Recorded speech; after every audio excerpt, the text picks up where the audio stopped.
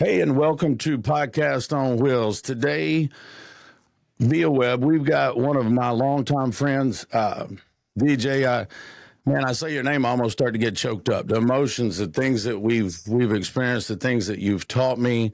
I wouldn't be here today without DJ, and then the book, getting an autographed copy of the book mailed to me, a lot of good things from baseball to business with DJ. So, DJ, welcome today. Tell us kind of what you got going on and about the book and maybe what prompted you to put that together.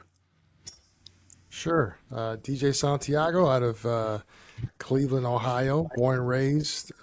Tried to leave this place about 7 times and keep coming back. Former baseball player, played some pro ball, coached with you and many others in all ranks from professional baseball down to youth baseball. Had a career in that for about 15 years and was recruited when I moved back to Cleveland in 2018, was recruited to the wonderful world of insurance. And I remember running into the guy that I had a baseball relationship with, and I was doing some public speaking at the time and some consulting work, and he's like, "Hey man, have you ever thought about insurance?" And I looked at him and I said, "Well, I've had about 10 or 15 clients that sold insurance. So that's the good news. I've got some familiarity with kind of what they do. The bad news is I didn't like any of those dudes. So I don't think I'm your guy." And he laughed and he said, "Hey, why don't you come on downtown Cleveland, take a look at the team, get to meet our people. But with your coaching background, we find that, you can be successful." And so it took about a year for me to make that decision, but I jumped in 2019, had no idea what was going on in the world of insurance. They were using all these acronyms like PBM and HSA and, I'm like, I don't know what this is. Right. But I focused my energy on the people side of it, because I kind of told myself, if I know 500 things about insurance and 2 people, I'm going to be in a much worse position than if I know 500 people and 2 things about insurance. And so I navigated that. I focused on I focused on a game that I thought I could win, and was fortunate enough to be Rookie of the Year on our sales team, set some records, had a better year my second year. Today I'm an executive at a $1 billion company running the insurance division. So pretty quickly I've had a lot of, I guess you would call early success in insurance. And the book really came from, as we were talking before, I was on a team, I was on a sales team, and there was always this, idea of how do we win? How do we win? How do we win? How do we become more diverse? How do we handle, I was in a big firm during the George Floyd situation. There's just a lot of stuff that went on, COVID, and I just saw an overcomplication of something that I think is pretty simple. And so, the book is really about how to win at the game of business with athletic-based principles, stuff I learned in the locker room, stuff I learned at the kitchen table talking to parents. And believe me, I failed plenty of times. So I put that in the book as well. It's like, hey, don't do these things because I know they don't work. So hopefully if I catch an entrepreneur or a person that leads human capital at their company, they can think through some things. But really, it's just bringing coaching to business. Got it. And, I remember back to, it's almost 20 years ago, I think, DJ, that you and I were sitting in an office in Cleveland, talking about, travel baseball and what's next and where we're going. And it's so awesome to see that, I don't know, if somebody would have told me back then in 20 years, you and DJ will be sitting here having this conversation and he's an executive in this company and you're doing a podcast, and that I'd have probably laughed and said, no, we'll probably still be doing baseball, probably. But thankful for the opportunities. And as you have exemplified, you said early success in the insurance industry for you, in the book where you talked about minor league ball or the culture of the team, you already had that coming into, right, as your coaching and your baseball background. And I like how you say the culture outlasts the roster, and Yeah. so you brought that. So tell us about that as you come into insurance, as change of careers, but again, that mindset, brother. I love hearing about that.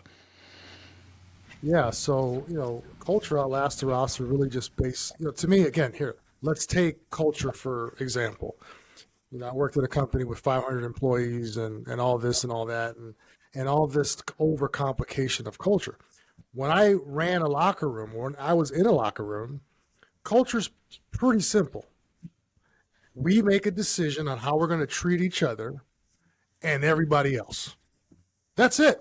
That's just as complicated as culture is. If you're my teammate, right, you and I are going to have an arrangement. We're going to have a common respect. Mm-hmm. If you violate that, that's going to be dealt with. And then we put the jersey on and go out of the tunnel at 7:05.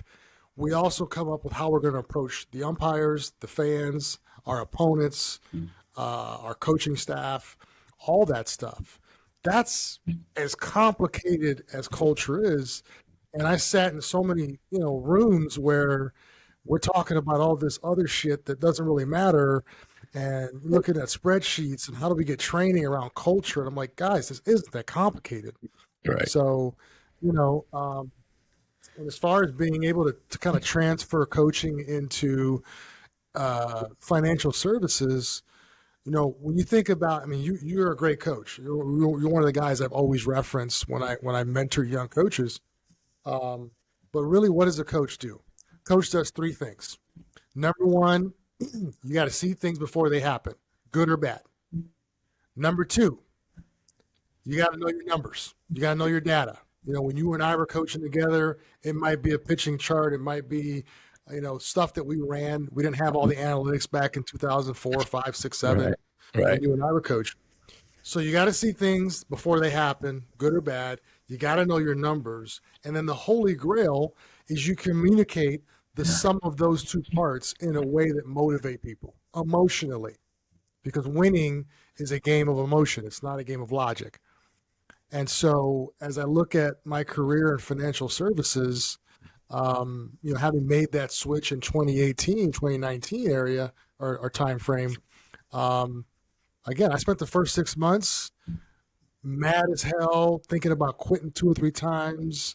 I was going through some stuff personally, and it was just, I was like, I went from a black belt in baseball to a white belt in business as far as financial services. And then one day I said, I'm just going to be a coach, right? I'm going to know my numbers. I'm going to see things before they happen. I'm going to, and then be able to communicate that in a way to motivate people to sign on the line that's dotted. That's it. At the end of the day, that's my job. Step into the future with Power Loops, the king of off-grid power, where our proprietary system is changing the game of energy. This isn't just power, it's freedom. The freedom to live, work, and play anywhere, powered by our innovative technology that taps into the Earth's natural energy. Our system is designed for efficiency, durability, and sustainability, ensuring that you have reliable power 365 days a year without harming the planet.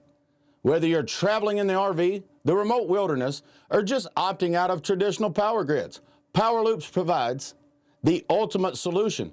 Join us in leading the charge towards a cleaner, greener, and more empowered world.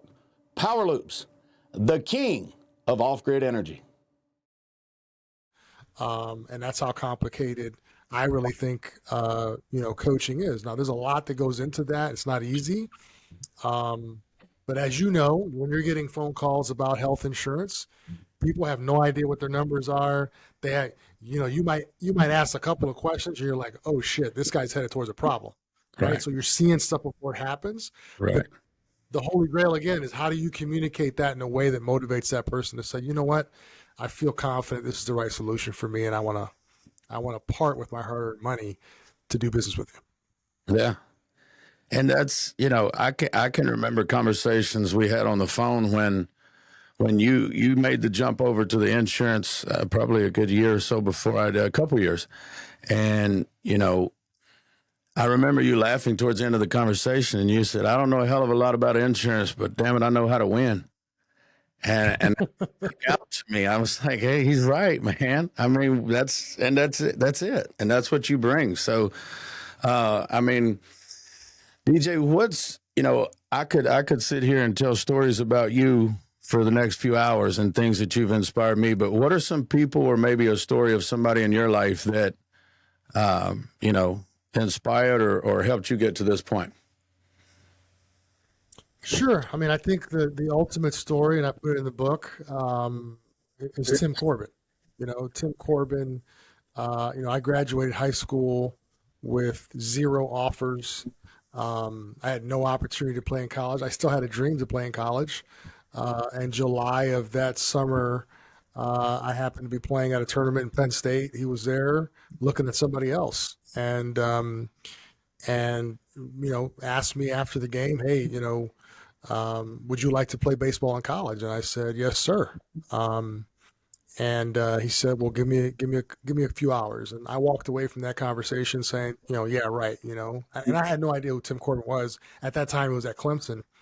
Um, and within a few hours, I had 3 full ride offers to play at some of the top junior colleges in the country. So um, the funniest, or I guess the best part about that story, fast forward 15, 17 years, one of my best customers in Orlando, Florida, who's actually now, we've gone past customer relationship. He's a close friend, is a Vanderbilt grad.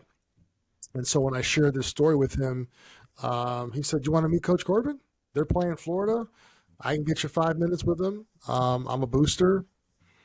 And I said, "Man, if you can make that happen, that'd be great." And I got my 5 minutes with Coach Corbin. At this point, he's a mega star. He's a pillar in the college baseball community. And I went up to Gainesville and was able to hold it together. I didn't get too emotional, but my wife was with me, and we embraced, and I just told him, I said, "Man, you saved my life, dude. Like, Wow. you opened the door." And I said, "What I can promise you, Coach, is I'll do the best I can to make sure that I don't let you down." Um, he remembered me. He remembered my story. He's a guy that I think could relate to kind of an underdog story. And what happened in my career after that, both on the field and off, doesn't happen without Tim Corbin. So at the end of the day, like, I think if you're an underdog out there, if you feel like you're not getting the card that you want dealt, again, I go back to people. Go out and meet people, develop relationships, and ask people to crack the door. You got to walk in it, you got to kick it open, and you got to perform when the door finally opens.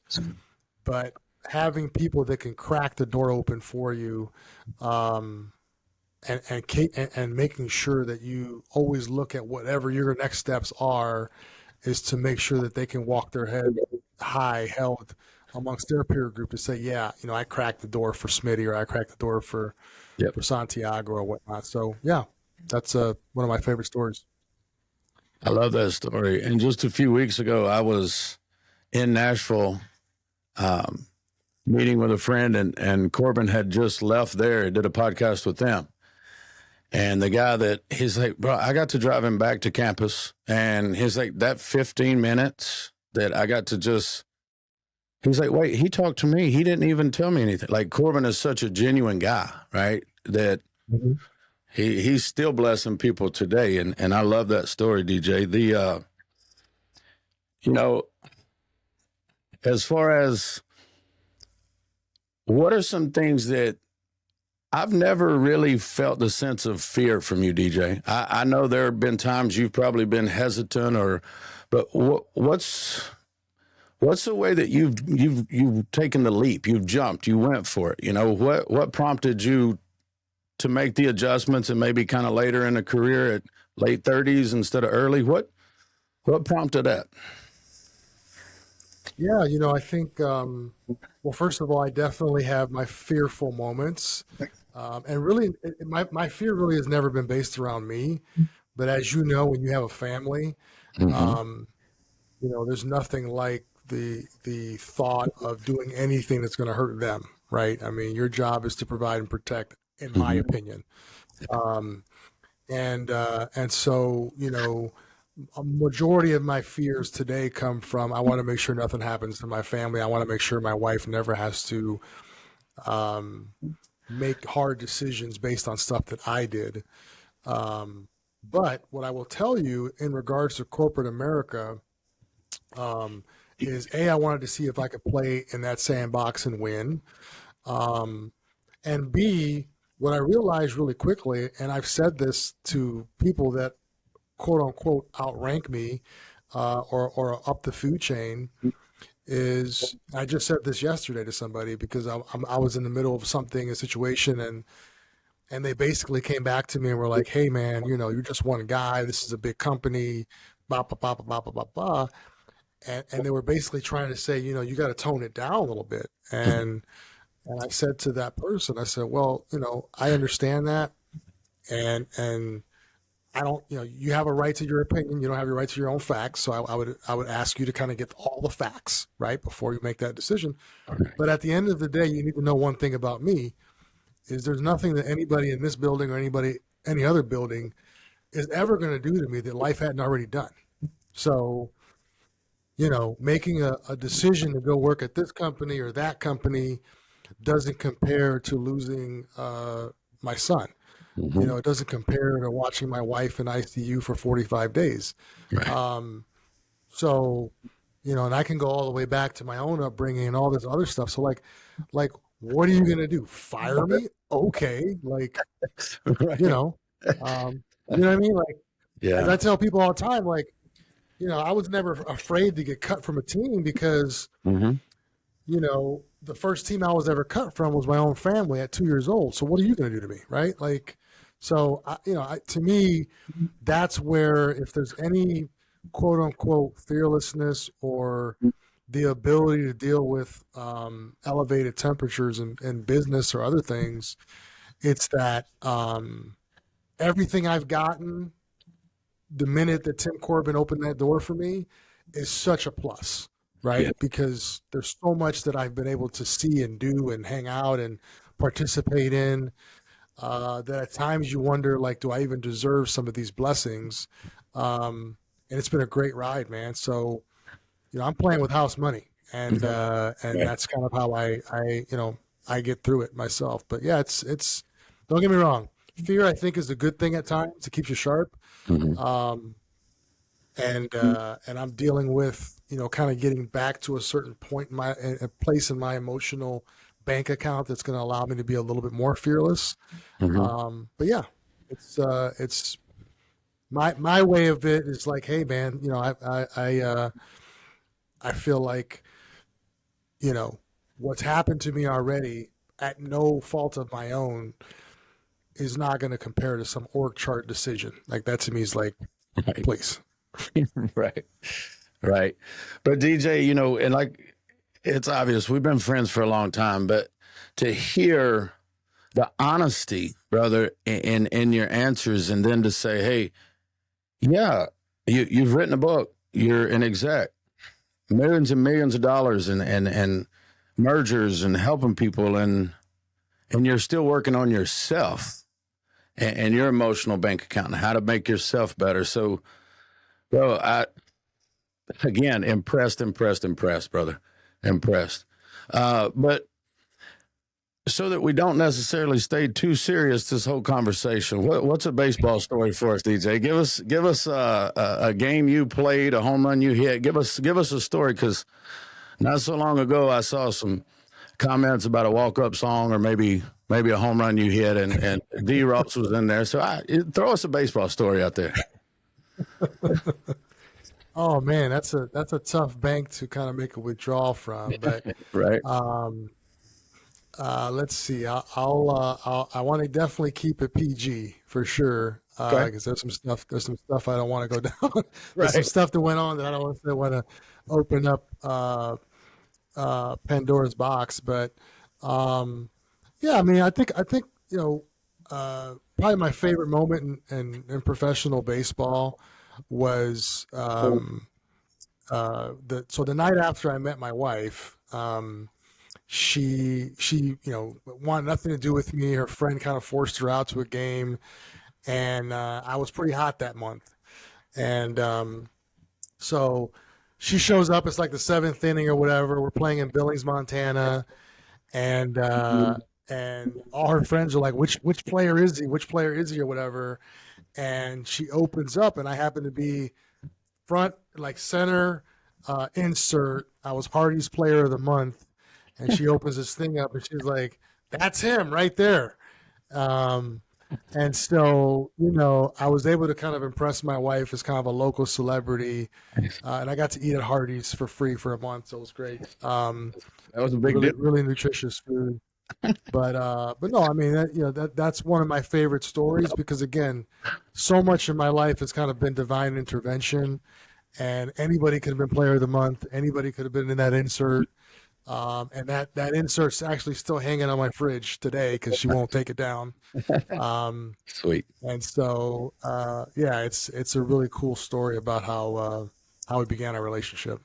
Yeah. Well, bro, it's so cool because I love to hear, because there's other people with your story that are definitely not sitting in that seat. And it's like, you've used every opportunity in the right way. And that's why I appreciate it. And I was telling Courtney earlier, DJ, I said, I get to talk to DJ today, so I get to see where he's at. So in about 6 months, I'll be right there, because that's kind of how it's worked for the 15, 18 years I've followed you, brother. But is there anything that you would want to maybe just reach out to people to help somebody, or a quote that you go to, or something with your team, maybe to give somebody maybe a kick in the butt or a pat on the back or whatever that coach may need for that spot? So, yeah, I mean, I would tell you that, I guess I'll give you my steps to winning as kind of a secondary point. But the first point is just remember that, one of my favorite quotes, or my favorite things to think about, is nobody escapes this game alive, right? So why tiptoe to a gravesite, right? Like, you're always going to take some chances. You're always going to, be looked at as a risk taker if that's what you want to do. But winning is a choice, I believe. Here at Smith Financial Services, we take care of small business owners, 1099 contract workers, and their families. We know insurance can be rough if you're a small business owner, so we are here to make things easy. Visit our website, smithfinancial.services, to learn more. And you have to kind of work through that and make that decision first. But just make no mistake about it. For those of you saving money, I've been to funerals of people with a lot of money and people with no money. They both like they're resting pretty good, right? They're not sitting there. It's not like the guy with no money is sitting there with a bunch of bills. Like, they're both chilling, right? So nobody escapes this game alive. At the end of the day, most of us are going to be forgotten pretty soon after we're gone. Unless we go out and accomplish something that maybe lives on far, far beyond our years on planet Earth. So get in the game. Be an athlete, man. Play in the game. Yes. Don't be a fan. Don't be a fan on the side of the stadium, to criticize and Smitty or DJ or Courtney or whoever else. Okay. Get in the game, grab a bat, and don't die in the on-deck circle. Get up there and swing the bat. As far as winning, to me, personally, I would say, you've got to go through the steps, right? So step one is GPS your dream, right? So whatever that dream is, you got to GPS it. And remember, the GPS only works if you're honest about where you are and specific about where you want to go, right? The second step is you got to get people on the bus, right? By asking people to join your, get on my bus, man. I don't know what I'm going to do with you yet, but Smitty, this is what I'm doing. I'm trying to help people. Can I depend on you? Can I work with you? Can I follow up with you in 3 months to just give you an update on what I'm doing? Get people, as many good people on your bus as possible. And you'll be surprised every once in a while, somebody will stand up on that bus and say, hey, man, I remember meeting you 6 months ago. Mm-hmm. I met somebody. I think you guys should connect. At least you guys should talk. Or a problem will come up in your life, and you're like, oh man, I just met an accountant that does that. Oh, I just met an attorney that specializes in that. Oh, I just met a doctor that specializes in what you're suffering with. Let me connect you guys. Mm-hmm. And the third step, so we talked about GPS and get people on the bus. And the last, and I think probably one of the most important steps, is you got to get a mentor. You got to get to somebody that is doing exactly what you want to do, so that you can shorten the gap of time, so that you can lean on that person, because you're going to fail a hell of a lot to get to that GPS destination. And you got to find someone that relates to people, right? I mean, one of the things I do is I run a consulting practice where I help, entrepreneurs in the youth sports business, scale and grow their business. Why? Because if you're running a baseball academy, does your father-in-law really know what that's about if he ran a McDonald's or works at a bank? No. He knows business, but he doesn't understand how to deal with parents and players and how to build an academy that can scale and things of that nature. So you got to have somebody that is somewhere that you die to go to, who can kind of be that tour guide, that shoulder to cry on. And I think it's a rinse and repeat method, Smitty, man. I think if it's losing weight, if it's more money, if it's a better marriage, if it's anything that is really, really important to you, I've always gone back to those 3 steps. Where the hell am I going specifically, down to the zip code? Where am I at specifically, right? So I don't start going off the path. I know where I'm going. How do I fill my bus with people that, and I'm sure when you are building out this podcast, like if you find out that people listen to podcasts, have ran podcasts, have been around, get on my bus, man. I have no idea what you're going to do, what I'm going to do with you, bro, but I like you and I depend on you if I need something. Right. Absolutely. Right. And then, once you run into that person, who's the Joe Rogan in your world, that'd be a pretty cool guy to call up once a month or once a quarter to get some tips and drills on how you get to his level.